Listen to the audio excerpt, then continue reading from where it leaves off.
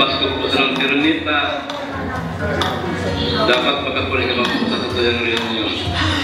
Okay, happy birthday, Nanay.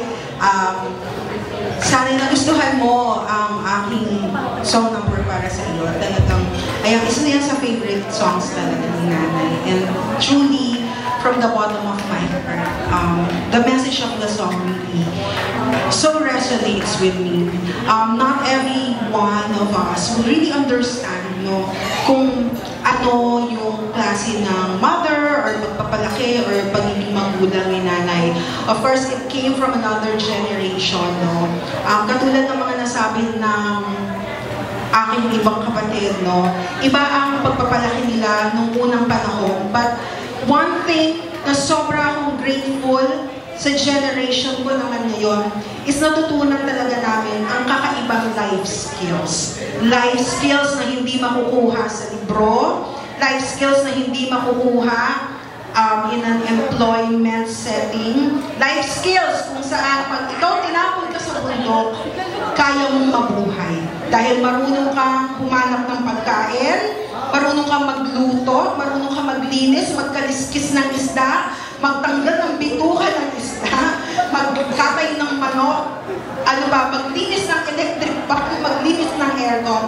Basic life skills yan, pero sobrang priceless. Na talagang sana, even in generation ngayon, they would really learn, no, household chores, no, hindi aasa sa yaya. Yan talaga solid na foundation. At the value of excellence, no?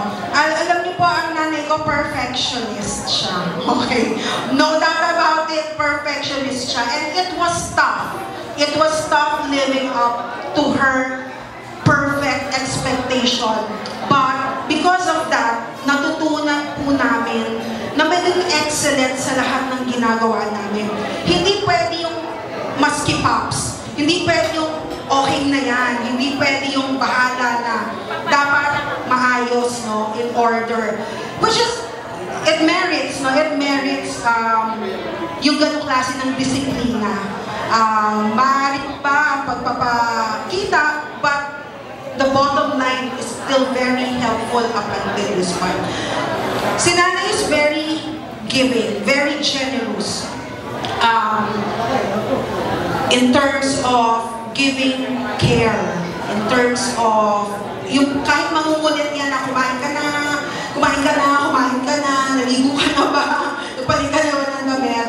But yun yung kanyang way of showing and expressing that she really cares for her children.